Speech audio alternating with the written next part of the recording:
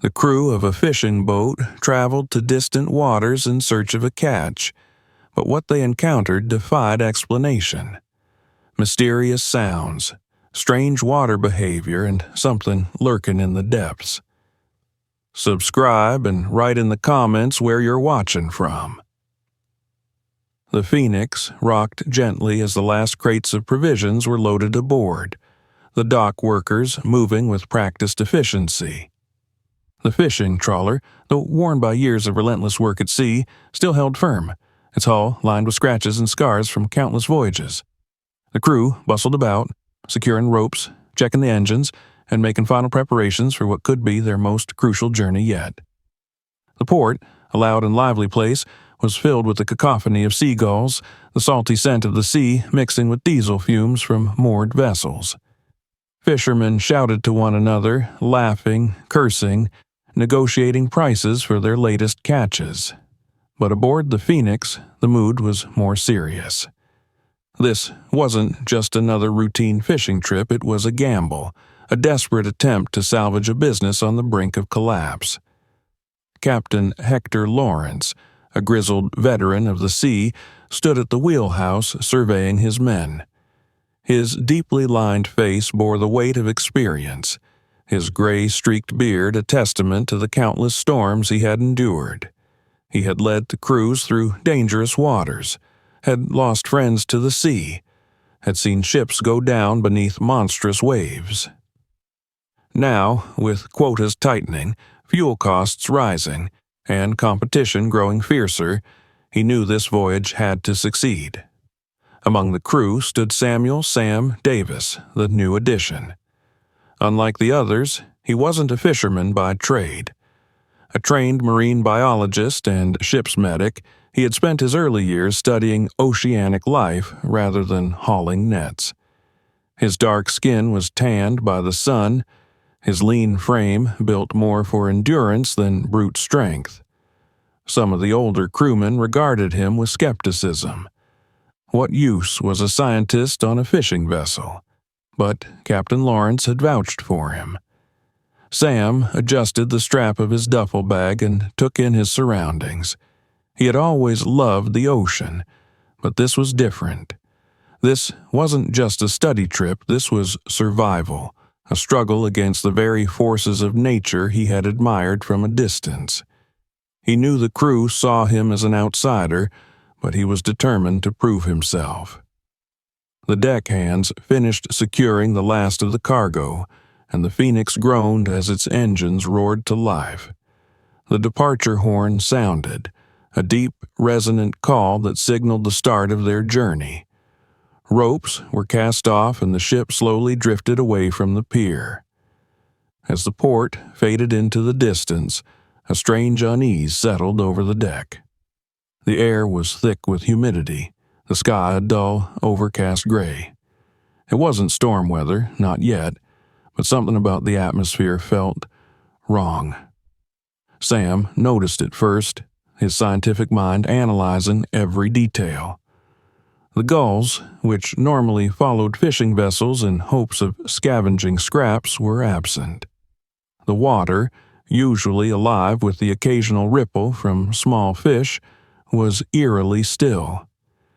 Even the wind, which should have been whipping at their backs as they moved farther from shore, seemed strangely muted. Old Lars Eller, the ship's first mate, stood at the railing, pipe in hand, his expression unreadable. He was a man who had spent decades at sea, a navigator who could read the ocean like an old book. Now he frowned at the horizon, watching the water with an intensity that unsettled Sam. "You feel it too," Sam finally said, standing beside him. Lars didn't answer immediately. He took a long draw from his pipe, exhaling a thin stream of smoke that was quickly swallowed by the damp air. "Aye," he murmured at last. "Something's different this time." The rest of the crew either didn't notice or chose to ignore it. They were busy with their routines, checking fuel levels, running diagnostics on the equipment, preparing the nets for the days ahead. As night fell, Sam couldn't shake the feeling that the Phoenix was sailing into something unknown. The first day at sea was quiet, but the unease lingered. The crew operated with precision, each man knowing his role. Nets were deployed, bait prepared, equipment checked. But as the hours passed, their efforts yielded nothing. Haul after haul came up empty, the nets dragging through what should have been a rich fishing ground. Murmurs spread among the crew. Some blamed the shifting currents, others muttered about the full moon affecting fish behavior. But Sam felt it was something else. The ocean was silent, too silent. The usual chorus of marine life, distant calls of whales, the slapping of waves against the hull, even the faint crackling of plankton beneath the surface, was absent. On the second night, a thick fog rolled in without warning. It swallowed the ship whole, turning the world into a gray abyss. The crew moved through it like ghosts, their voices hushed. Sam stood on deck, watching the mist swirl around them. He had read about strange oceanic phenomena, thermal inversions, rogue fog banks, but this felt different. It was as if something unseen was moving beneath them, watching. The third day brought more disappointment. The nets remained empty, the fish nowhere to be found. The captain called a meeting in the galley. The room was small, filled with the scent of old wood, salt, and engine oil. The men sat around the table, their expressions grim. "We need to push farther out," Lawrence said, his voice carrying the weight of the decision. "If we turn back now, we're finished." Some of the men hesitated. Fuel was not limitless. Venturing deeper into uncharted waters was a gamble, but no one spoke against it. They all knew the truth. Without a good catch, there was no future for the Phoenix. That night, Sam stood alone on the deck, staring at the dark waves. He felt the ship beneath him, the steady rhythm of its movement, the pulse of the ocean surrounding them. Something was out there, he was sure of it. A deep, distant sound rumbled through the water. It was not the groan of the ship, nor the echo of the engines. It was something alive. He held his breath, listening, but the sound never came again. The next morning, the Phoenix left familiar waters behind, pushing into the vast, open unknown. The crew tightened their grips on the railings, their eyes fixed on the endless horizon. Ahead lay uncertainty, but there was no turning back now. The Phoenix sailed deeper into the unknown, leaving the familiar waters behind. The sea stretched infinitely in every direction, a vast and indifferent expanse. The horizon was a seamless blend of gray and blue, an endless, shifting canvas that reflected the uncertainty of the journey ahead. For days, the crew worked tirelessly, deploying the nets in promising locations, only to haul them back empty. The frustration grew with each failed attempt, and an unspoken tension settled over the deck.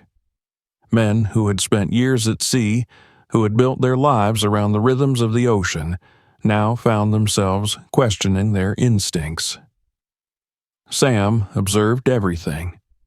He watched the way the men carried themselves, some moving with quiet determination, others growing restless, muttering under their breath. He watched the way Captain Lawrence gripped the railing of the wheelhouse, his fingers tightening with each unsuccessful haul. On the fourth day, Lars Eller took a long drag from his pipe, staring at the horizon as if trying to read some invisible message in the waves. "The fish aren't here," he finally muttered. The captain turned to him, his eyes dark with exhaustion. "Then where are they?"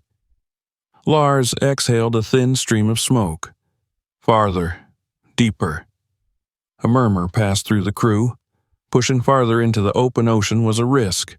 Fuel was not limitless, and every extra mile meant one less chance of making it back. But there was no choice. That evening, As the sun dipped below the horizon, the Phoenix adjusted its course, venturing even farther from familiar grounds. The water grew darker, colder. The currents, once predictable, became erratic, tugging at the ship with an unfamiliar rhythm. Then, on the fifth day, everything changed. It started in the early afternoon. The sky had cleared, the air crisp with a sharp, salty tang. Sam stood at the stern, staring into the depths below, his mind occupied with thoughts of the strange silence that had followed them for days. Then he noticed something, a faint shimmer beneath the surface, a flicker of movement, like a shadow passing just beneath the waves. He leaned forward, his pulse quickening. More shadows appeared. Dozens, then hundreds. A massive school of fish moved as one, a shifting silver cloud that stretched far beyond what the eye could see. It was unlike anything he had ever witnessed, a living, pulsing entity that danced through the water in perfect harmony. Sam turned, his voice carrying across the deck. "We found them!" The response was immediate. The crew sprang into action, shouts of excitement cutting through the air. Nets were prepared, engines roared as the ship adjusted position, and within moments the first cast was made. The Phoenix shuddered as the nets filled, the weight of the catch pulling against the ship. The men worked feverishly, muscles straining as they hauled in their bounty. The once empty deck became a sea of writhing silver bodies, the smell of salt and fish thick in the air. Lars, overseeing the process, barked orders with renewed energy. "Keep the weight balanced. We don't need this ship tipping over now." Sam found himself caught up in the frenzy. He had never experienced anything like this, the raw power of the ocean, the thrill of success after so many days of failure. He helped where he could, though he lacked the skill of the seasoned fisherman. Still, the camaraderie was infectious, and for the first time since the journey began, laughter and shouts of triumph replaced the hushed tension that had hung over the crew. The fishing continued into the night. Spotlights illuminated the deck, casting long shadows as the men moved like specters, hauling, sorting, storing. The ship groaned under the weight of its load, but the work did not stop. By dawn, exhaustion had set in, but the crew hardly cared. The trawler's holds were half full, and if this kept up, they would be returning home as rich men. Sam, though physically drained, felt an undeniable sense of awe. He had spent years studying marine life, observing it from a distance, but here, amid the chaos and triumph, he was living it. He understood now why men dedicated their lives to the sea, not just for survival, but for moments like this, where the ocean revealed its hidden treasures. The following 2 days were relentless. The fish were abundant, and the crew worked in shifts, pushing themselves to their limits. Hands were rubbed raw, muscles burned, but no one wanted to stop. Every net cast felt like a blessing, every haul proof that they had made the right decision in pushing forward. Captain Lawrence, usually reserved, allowed himself a rare moment of satisfaction. He stood on the bridge, watching as his men filled the last available compartments with the catch of a lifetime. Then, just as suddenly as it had begun, the school disappeared. It happened on the 8th day. The men cast their nets as they had before, but this time they came up empty. At first, they assumed it was just a fluke. They adjusted their position, tried different depths, but no matter what they did, the result was the same. The fish were gone. The crew exchanged uneasy glances. They had seen no warning, no gradual thinning of the school. One moment, the ocean had been teeming with life. The next, it was an empty void. Sam felt it before he understood it. A shift in the air, a quiet, almost imperceptible tension in the water. Lars stood at the railing, his pipe unlit, his usual confidence replaced by something more cautious. "Something scared them off," he muttered. Sam turned to him. "A predator? Maybe. Or something else." The words hung between them, unspoken possibilities lingering in the salty breeze. Captain Lawrence, sensing the change in atmosphere, called for the Phoenix to prepare for the journey home. They had what they came for. There was no reason to linger. The men, though satisfied with their haul, couldn't shake the feeling that something had changed. The ocean, once generous, now felt like it was watching. That night, as Sam stood on the deck, staring out at the blackness of the water, he heard something. A sound, deep and resonant, vibrating through the hull of the ship. It wasn't the creak of wood, nor the distant call of a whale. It was something else, something he couldn't name. He held his breath, listening. Then, silence. The Phoenix turned toward home, its holds heavy with fortune. But the ocean was not done with them yet. The Phoenix sailed steadily, its hull heavier than ever, laden with the fortune they had fought so hard to obtain. The men, exhausted yet satisfied, moved with the slow, measured steps of those who had given their bodies to labor but had reaped its rewards. The scent of fish lingered thick in the air, clinging to their clothes, their skin, their very breath. They had succeeded. They had won. And yet an unsettling stillness followed them. The ocean was quiet. Too quiet. Sam stood at the railing, staring into the inky depths, his fingers gripping the cold steel. The celebration of their haul had been short-lived. Even the most seasoned fishermen on board, men who had spent their lives on these waters, sensed the unease that coiled in the silence. The absence of fish was strange enough, but it was more than that. The sea itself seemed to be holding its breath. The water stretched endlessly, a dark, unbroken expanse. No gulls circled above, no small fish leapt at the surface, no gentle swells rocked the ship with their familiar rhythm. It was as if they had drifted into a place untouched, where even the ocean's creatures refused to tread. The wind, too, had changed. It was not dead, but it had lost its voice. It moved past them in whispers, hollow and uncertain, as if it, too, sensed something it could not name. Sam listened, straining his ears, waiting for the usual creaks of the ship, the distant rumble of waves against the hull.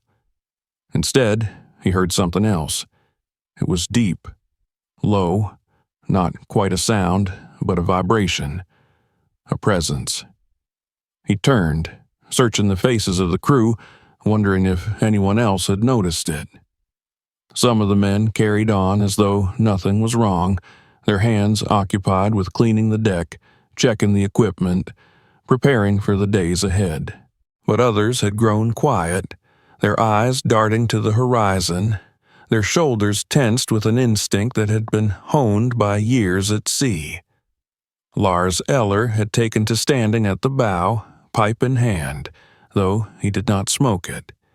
His fingers turned it absently, his gaze fixed on the water with a frown carved deep into his weathered face. Sam approached him cautiously, uncertain whether he wanted an answer to the question that burned in his throat. Lars did not look away from the sea as he spoke. "You feel it too, don't you?" Sam hesitated. "Yes." The first mate nodded slowly, as if he had expected the response. His eyes, dark with something unreadable, flicked toward Sam, considering. "This part of the ocean," he murmured. "It's different. You ever hear about places that don't like to be disturbed?" Sam swallowed. "Like a graveyard." Lars let out a quiet exhale, neither agreeing nor disagreeing. The ocean remained still. The Phoenix continued on its course, but the feeling of unease did not pass. That night, the fog rolled in. It came without warning, thick and impenetrable, swallowing the ship in a matter of minutes. The men, startled by its sudden arrival, moved quickly to adjust the navigation systems, their voices lower than usual, their movements more careful. Even the captain seemed unnerved by the unnatural way it had crept upon them, like a living thing slinking into their path. The world outside the deck disappeared. There was no horizon, no stars, no moon. The Phoenix floated in a void, severed from time and space. The crew murmured among themselves, their words half-formed thoughts that trailed off into the mist. Some turned superstitious, whispering old sailors' tales of ghost ships and lost souls that wandered the fog forever. Others clung to logic, blaming the shifting temperatures of the water, the unseen currents that shaped the air. Sam listened to them, but he did not speak. His mind was focused elsewhere. The vibration had returned. It resonated through the hull, through his bones, subtle but insistent. A sound that was not quite a sound, a presence that could not be seen. He walked to the railing, leaning over, staring down into the abyss. The fog turned the water into black glass, perfectly smooth, perfectly still. It was unnatural, wrong. He had spent years studying the ocean, and he had never seen it behave this way. He exhaled, forcing himself to look away, to shake the feeling crawling up his spine. His fingers gripped the railing tightly. Then he saw it. A shadow moving beneath the surface. It was not the flicker of a fish, not the shifting light of the moon. There was no moon tonight. It was something else, something large. It passed beneath the ship, slow and deliberate. Sam's breath hitched. His mind raced, trying to form a rational explanation, but no answer came. Then it was gone. The water remained still. He turned sharply, looking back toward the bridge, searching for anyone who might have seen it. But the fog had thickened, and the figures of the crew were little more than silhouettes in the mist. He opened his mouth to call out, then stopped. A shape emerged from the fog, just beyond the edge of the ship. For a moment, Sam thought it was another vessel, a ship moving silently through the mist, unseen until now, but then he realized, no, it wasn't a ship. It was something else. The outline was vague, shifting, as if the fog itself had given birth to a form, half there, half not. It loomed, just beyond the reach of the Phoenix's lights, unmoving, watching. Sam's pulse pounded in his ears. Then, just as suddenly as it had appeared, the shape faded into the mist. The fog began to lift. The wind picked up, dispersing the heavy curtain that had fallen over them. The night sky returned, the stars flickering into view one by one. The world resumed its shape. But the silence remained. Sam stepped away from the railing, forcing himself to breathe. His skin was damp with sweat, his heart still hammering. He had seen something. He was sure of it. But no one else had noticed. The men carried on, adjusting their equipment, making quiet remarks about the strange weather, but none of them spoke of shadows in the water or figures in the mist. Sam said nothing. The Phoenix continued on. The ocean held its breath. The fog had lifted, but the silence remained. The Phoenix pressed forward, its heavy hull slicing through the still water, the engines humming low beneath the deck. The ocean stretched in all directions, an endless expanse of black and silver beneath the dim glow of the stars. The feeling of unease, that creeping sense of something watching, had not faded. If anything, it had grown stronger. Sam barely slept that night. He lay in his bunk, staring at the metal ceiling of his cabin, listening to the familiar groans of the ship as it moved. Yet, beneath those sounds, beneath the normal rhythm of the trawler, he could hear something else, A low resonance, a pressure in his chest, a vibration through the metal. It was not the ship. It was something deeper. When the morning came, the sky was a muted gray, the horizon still featureless, the ocean reflecting the dull light like a mirror. The men gathered for breakfast, but the usual banter was subdued. Even those who had been celebrating their haul now spoke in quieter tones. Lars sat at the long wooden table, his pipe resting in his palm, unlit. His fingers turned it absently, a habit Sam had noticed when the old fisherman was deep in thought. The others ate in silence, the occasional scrape of metal utensils against tin plates the only sound. Captain Lawrence entered the galley, his presence enough to command immediate attention. He moved with the quiet authority of a man used to having the final word. His gaze swept over the crew before he took his place at the head of the table. "We need to talk," he said. The men exchanged glances. "We have what we came for. More than enough," Lawrence continued. "The holds are full. The catch will keep us afloat for another season, maybe longer. There's no reason to stay out here any longer than we have to." No one spoke, but the tension in the room shifted. "We set course for home today," Lawrence said, his voice firm. "We've been out here long enough." A few murmurs of agreement rumbled through the crew. There was no argument against it. They had their haul. The job was done. Yet Lars remained silent.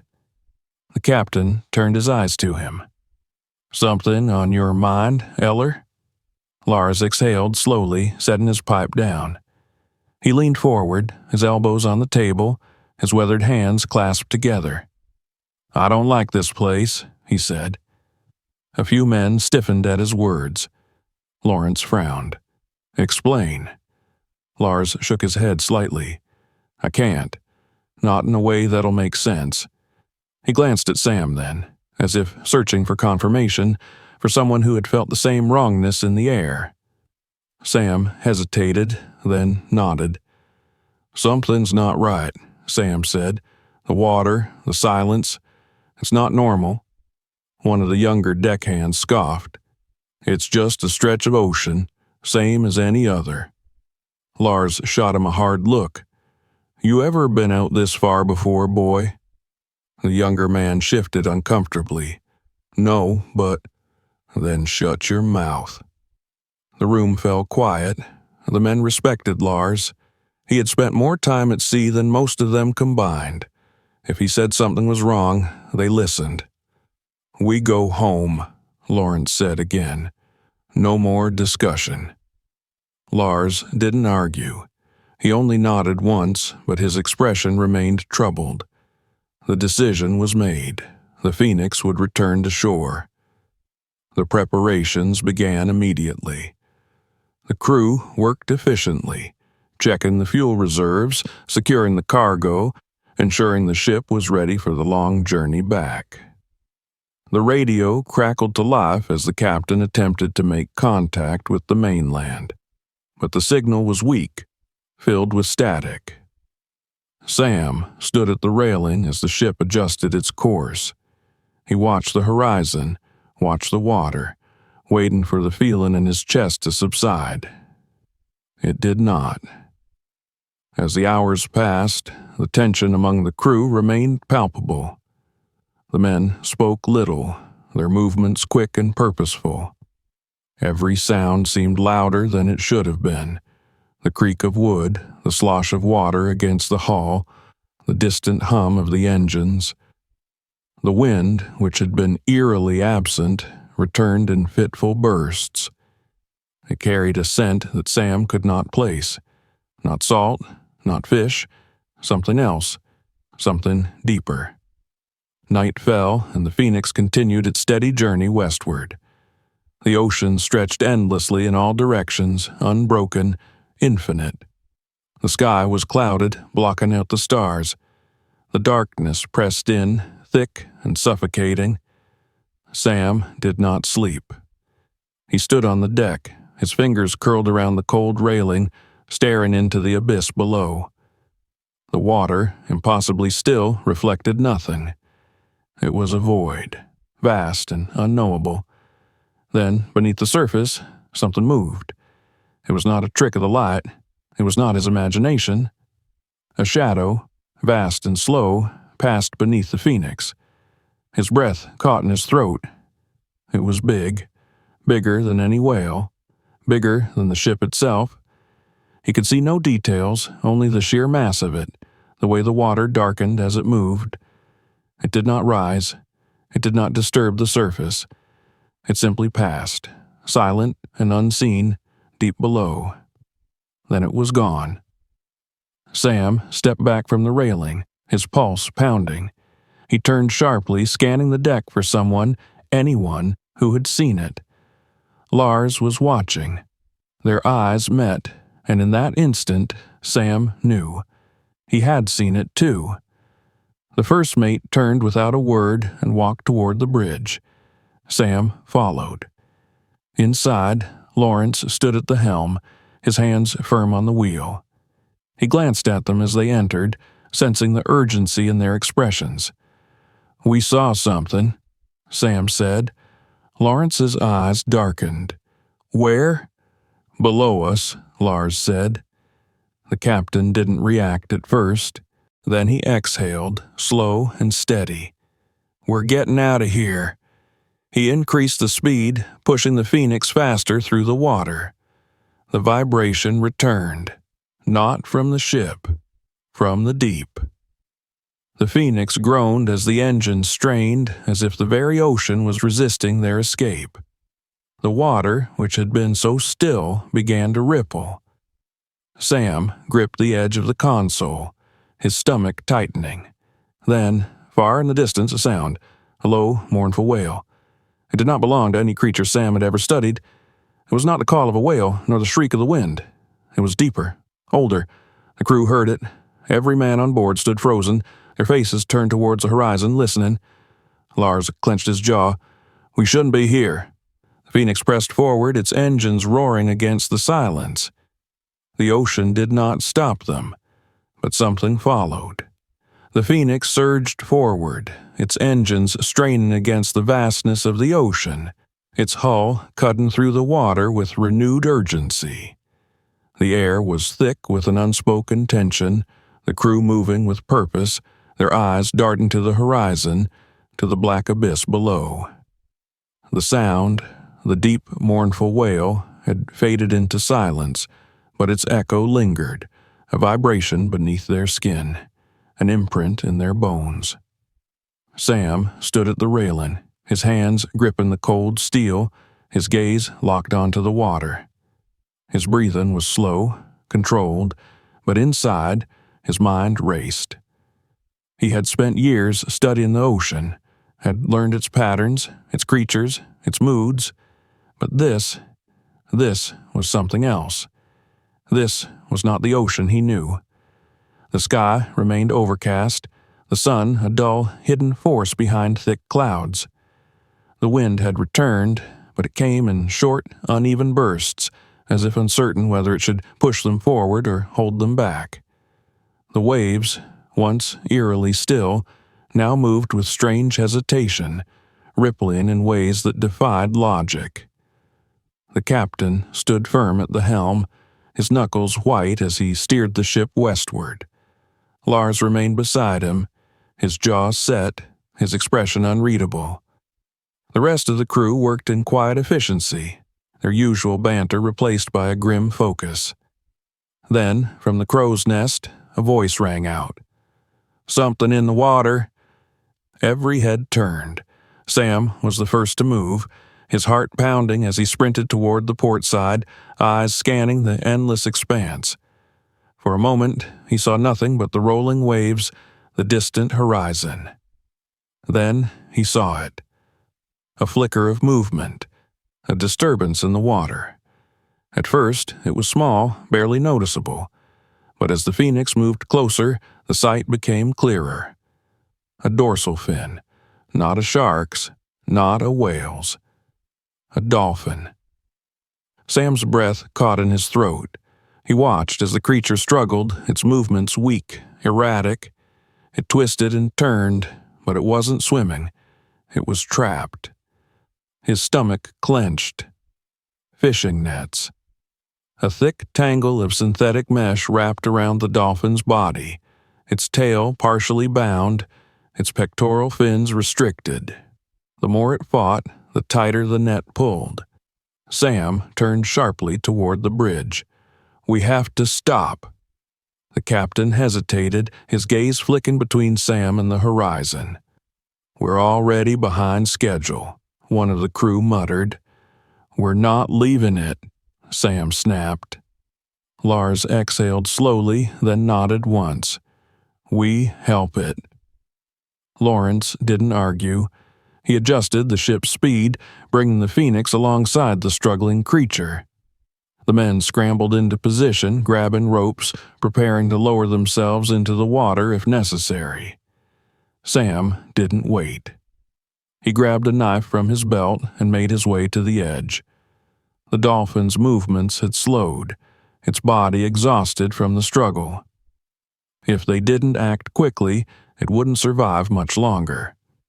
The crew worked swiftly, throwing lines to stabilize the animal, ensuring they wouldn't make its panic worse. Sam climbed down carefully, his body tense as he moved closer. The water lapped against the hull, the ocean vast and deep beneath him. Up close, he could see the damage. The net had cut into the dolphin's skin, leaving deep abrasions. It had likely been trapped for hours, if not longer. He reached out, his movements slow, deliberate. The dolphin shuddered but didn't resist. Its dark eyes, intelligent and weary, locked onto Sam's. "I've got you," Sam murmured, barely aware he was speaking. He worked quickly, slicing through the tangled mess, careful not to injure the creature further. The net was thick, stubborn, but he had steady hands, and years of medical training had made him precise. He cut away piece by piece, feeling the tension in the water, the way the animal trembled beneath his touch. Another rope was thrown down, securing the dolphin's position as the last section of the net came free. The moment it was loose, the dolphin surged forward, then stopped. It didn't swim away immediately. It hovered just beneath the surface, its body still as if testing its own freedom. Sam's breath caught. He had expected it to bolt, to disappear into the depths without hesitation, but it remained, floating just a few feet away, its gaze locked onto his. Then, with a powerful flick of its tail, it rose from the water. A full breach. A leap of pure, unrestrained motion, as if shaken off the weight of its near-death experience. The spray shimmered in the air, catching the faint light from the overcast sky. Then it was gone. The ocean rippled in its wake, the only sign that it had ever been there at all. The men stood in silence. Even those who had been skeptical of the delay now watched the water with something unspoken in their eyes. Then a sound, not from the ship, from the water. A chirping whistle. Then another. Sam turned sharply, scanning the waves. Then he saw them, more dorsal fins breaking the surface. A pod. The dolphin hadn't been alone. Its family had been waiting. The crew watched in stunned silence as the pod circled once, their sleek bodies moving in perfect synchronicity. Then, one by one, they vanished beneath the waves, disappearing into the deep. A slow exhale passed through the deck. Then, Lars clapped Sam on the shoulder. "Good work, Doc." Sam nodded, though he wasn't sure what to say. The Phoenix resumed its course, but the air felt different now. Something had shifted. The tension, the weight that had pressed down on them for days had lightened, just slightly. The ocean had watched them, and now it had acknowledged them. The Phoenix pressed on, its hull cutting through the water with renewed steadiness.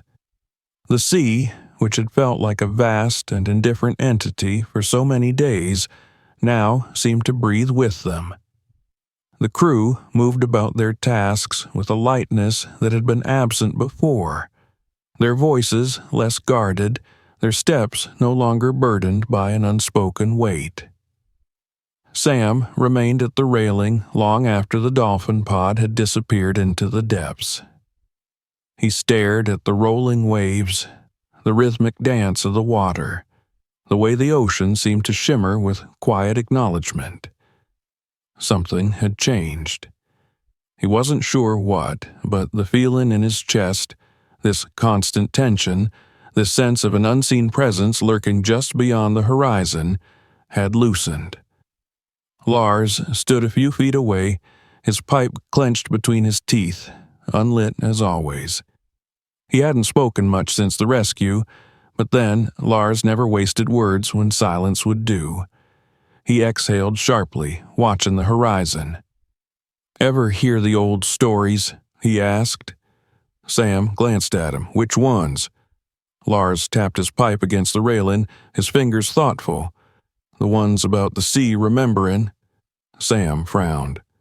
"Some men say the ocean doesn't care," Lars continued, his voice quiet, "that it's just water and depth, no mind, no heart, just takes what it wants. But the old ones," he paused, chewing on his words, "they knew better." Sam didn't answer, because he felt it too. For the first time in days, the ocean did not feel hostile. It did not feel like something waiting to swallow them whole. The silence that had haunted them, the eerie stillness of the waters, the weight of something unseen. It was still there, but it had shifted, acknowledged, respected. The captain increased their speed. The Phoenix moved westward, toward home, the promise of solid ground closer with every mile. The radio, which had been nothing but static for days, crackled faintly with the occasional signal. It was weak, but there. A sign that they were coming back into the world. The men, though exhausted, seemed to move with a new energy. They cleaned the deck, checked the engines, did their work with something that almost resembled ease. They no longer avoided the railings, no longer spoke in hushed tones about what lay beneath them. But the ocean was not done with them yet. The first sign came in the late afternoon. It started with the sky. The clouds, which had been a thick, unbroken mass since the fog, began to shift. Slowly, at first, barely noticeable. Then, within the span of an hour, they broke apart, revealing a sky so vast and blue that it seemed almost surreal after days of muted gray. The sunlight spilled onto the deck, painting the Phoenix in gold and fire. The water, once cold and unreadable, turned a deep, rich sapphire, its surface dancing with light. Then came the wind. It did not howl. It did not lash at them with violent force. Instead, it moved through the sails, through their clothes, through their hair, like something alive, like something whispering. The men felt it. They stood at the railings, watching the horizon, waiting for something they could not name. Then, the second sign. It started with a ripple. Not the churning of the ship's wake, not the natural rise and fall of the ocean, something else, something moving. Sam saw it first, a flash of silver, then another, a shape beneath the surface moving fast, sleek, powerful, a dolphin. Not just one. The same pod they had freed, they had returned. The realization rippled through the crew, quiet at first, then spreading. The men leaned over the railings, watching in stunned silence as the dolphin swam alongside them, matching the ship's speed with effortless grace. It was impossible. They had gone. They should have disappeared into the vastness of the ocean, lost to the deep. But they were here. A few of the men muttered superstitions under their breath, old beliefs passed down through generations. Sam didn't speak. He simply watched. Then the third sign came. One of the dolphins, a large one with a scar along its dorsal fin, breached. It leapt high into the air, twisting with a grace that no human could ever replicate. The sun catching the water droplets that sprayed from its body, turning them into a cascade of gold and fire. It landed with a powerful splash, then another leapt, then another, then the whole pod.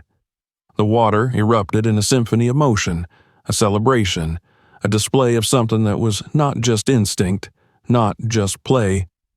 It was gratitude, recognition. The men watched, silent and awed, as the dolphins danced around them, their sleek bodies carving through the waves with effortless beauty. They were not just following, they were guiding.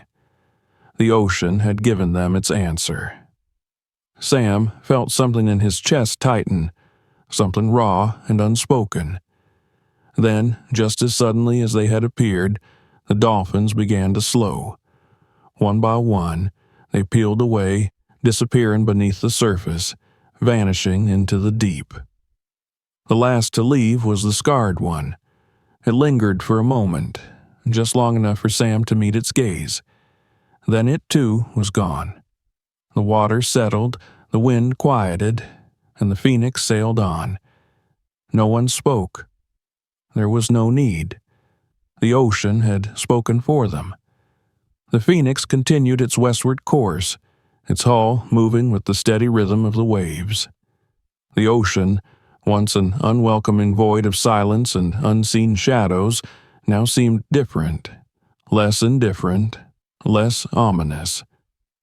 The sky remained clear, the sun breaking through in golden streaks, warming the deck, reflecting off the rippling water. It was as if the ocean itself had acknowledged them, had accepted their presence, had allowed them to leave. The crew, though still weary from the days of uncertainty, moved with a renewed sense of purpose. They spoke more freely now. The tight grip of unease that had settled over them finally loosened. Some exchanged small smiles as they worked, some even laughed, a sound that had been absent for too long. The tension had not vanished entirely, but it had changed. Sam stood by the railing, staring out at the horizon, watching the gentle movement of the waves. He had spent much of his life studying the sea, but nothing in his research, nothing in all his carefully documented studies had prepared him for what he had felt in the past few days. The ocean was more than water and depth, more than a system of tides and currents. It was alive. It remembered. Lars approached, his boots heavy against the deck. He stood beside Sam without speaking, his pipe clenched between his teeth. The old sailor hadn't spoken much since the dolphins had left them, but Sam could tell that he too had felt the shift. Finally, Lars let out a slow breath. Hell of a thing, wasn't it? Sam nodded. He didn't need to ask what Lars meant. You ever seen anything like that before? Sam asked after a moment. Lars took his time considering the question. Not quite, but I've seen strange things at sea, things that don't make it into books. He paused, then gave Sam a sidelong glance. And neither will this, I expect. Sam exhaled a quiet laugh. Probably not. They stood in silence, watching the water. The ship rolled forward, its engines humming steadily, its course set for home. The Phoenix had endured, yet the ocean was not done testing them. It began late in the afternoon. The first sign was the shift in the wind. It had been steady all day, a firm but manageable breeze pushing them along. But now it wavered, moving in irregular bursts, carrying with it a scent that was unfamiliar. Damp, electric, charged with something that made the hair on Sam's arms stand on end. The second sign was the sky. The bright, clear blue that had given them comfort since morning was fading, replaced by an unnatural dullness, as if the color itself was being drained from the air. Thick, heavy clouds gathered on the horizon, dark and layered, their edges flickering with distant flashes of light. The third sign was the water. It was still, too still.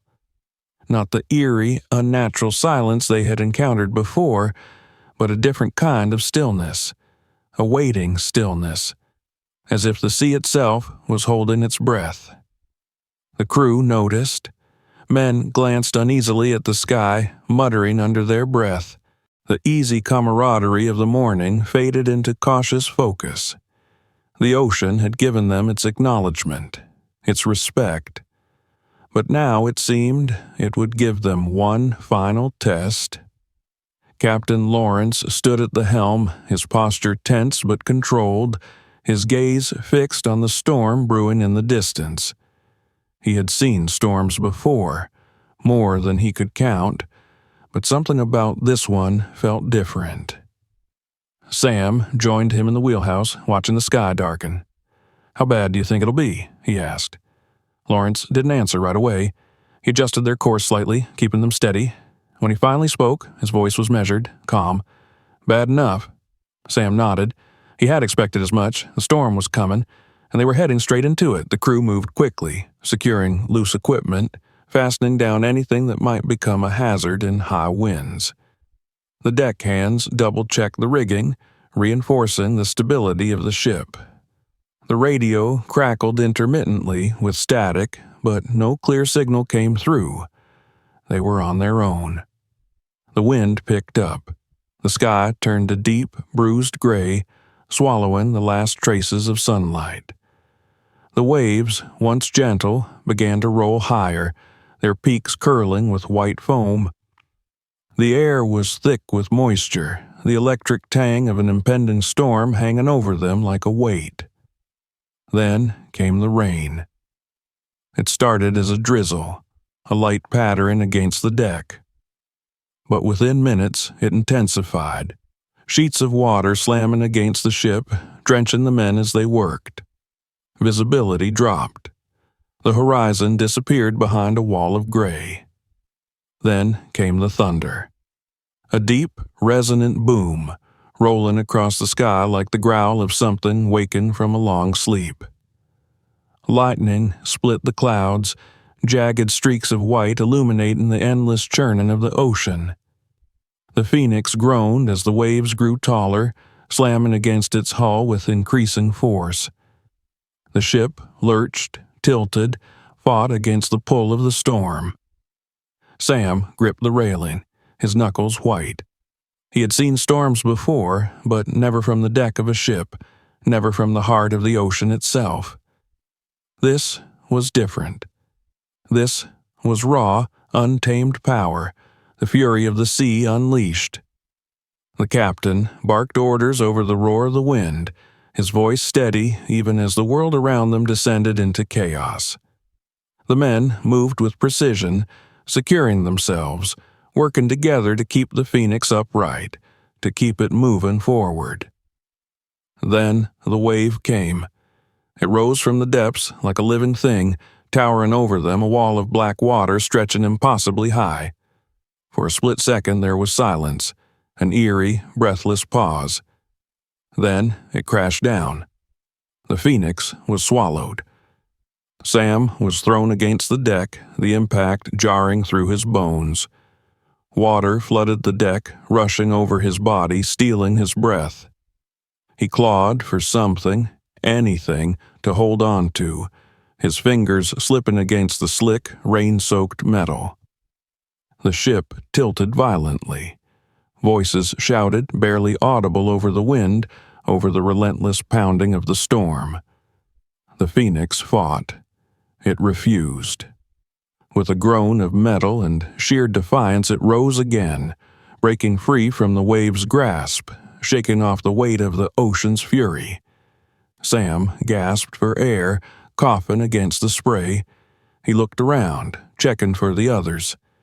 The crew was still there, battered but alive, clinging to whatever they could. Lars caught his eye from across the deck, nodding once. They were still in this. But the storm was not over. The Phoenix pressed forward, fighting against the raging sea. The wind screamed around them, the rain lashed against their skin, but they held on.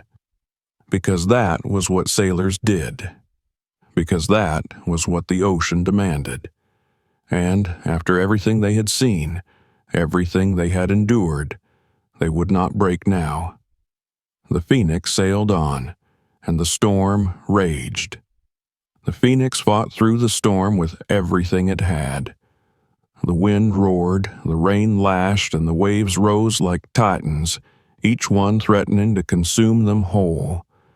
The ship shuddered with every impact, its aging frame groaning beneath the weight of the ocean's fury. The deck was slick with seawater, each step treacherous, each movement a fight against the relentless pull of the sea. Sam clung to the railing, his breath ragged, his body bruised from being thrown against the deck time and time again.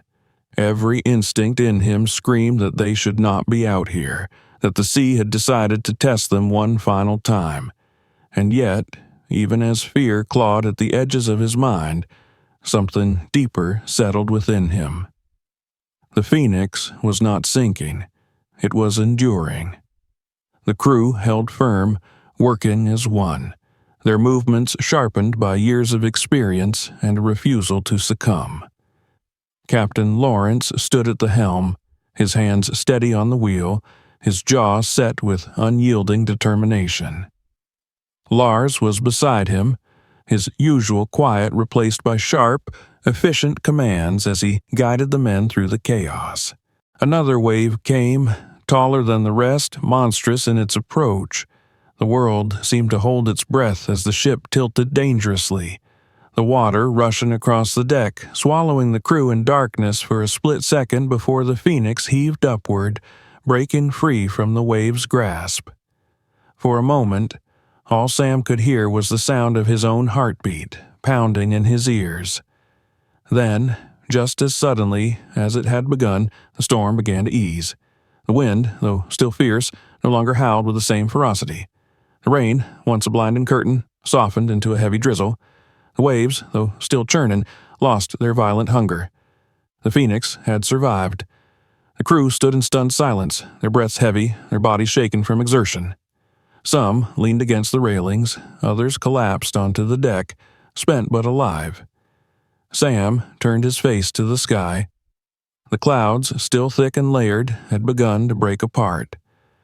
Slivers of pale light peeked through, reflecting off the water, illuminating the aftermath of the storm.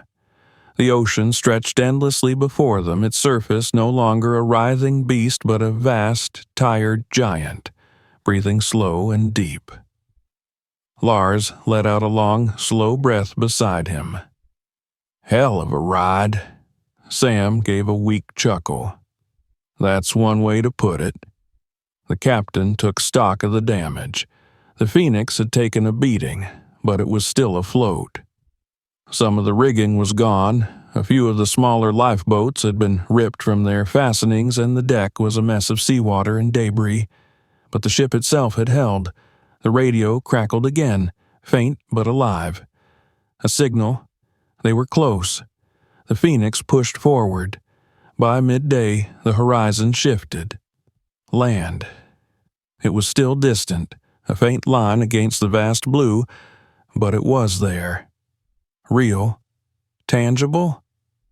The sight of it sent a wave of relief through the crew. Some cheered, others simply exhaled, the weight on their shoulders lifting ever so slightly. But Sam remained at the railing, his gaze still on the ocean, because he felt it before he saw it. A presence. A shift in the water.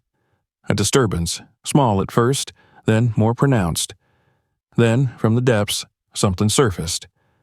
A familiar dorsal fin, then another, and another. The pod had returned. The same dolphins they had freed, the same creatures that had acknowledged them before.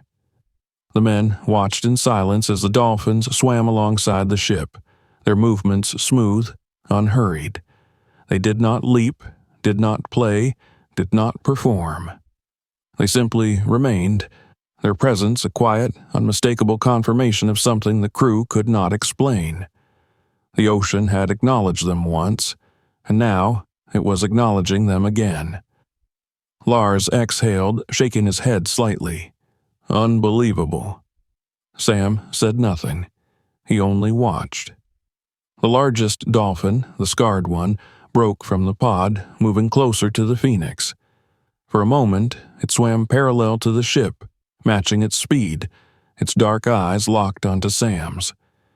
A silent understanding passed between them. Then, without warning, the dolphin leapt.